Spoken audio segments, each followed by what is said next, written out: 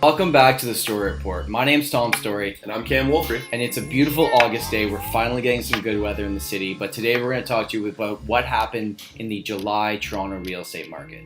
So in July, of all the properties sold, the average price was $746,000.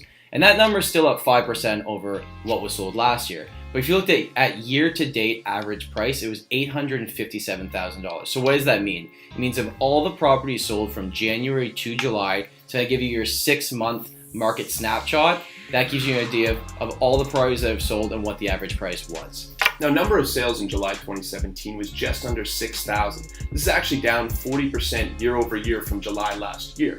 Now, when you compare that to the number of new listings, which were up 65%, it shows that we're returning to a more balanced market. Now, when we look at the number of sales being down 40%, it's worth noting that July of last year was one of the top months for sales of all time. So look at this number as a bit skewed, but still returning to a more balanced market. Yeah, you know what? That's a really good point, Cam. And when we look at the numbers in terms of the property types that were sold in July, I think you might actually be surprised with what the numbers were. So for the detached home market, your average price is still up over $1.3 million. In the semi-detached market, you're still almost $900,000. And when you look at year-over-year price increases, even though our market has gone on a bit of a decline, your detached home was still up 8.5% year over year, and your semi-detached was still up almost 2% year over year. Even more amazingly, townhomes were up 20.7%, while condos were up 24.6%. This shows that the buyer pool for condos and townhomes is still way higher than those for detached and semi-detached because of the fact that the price point is a lot lower and it's easier to get into the market.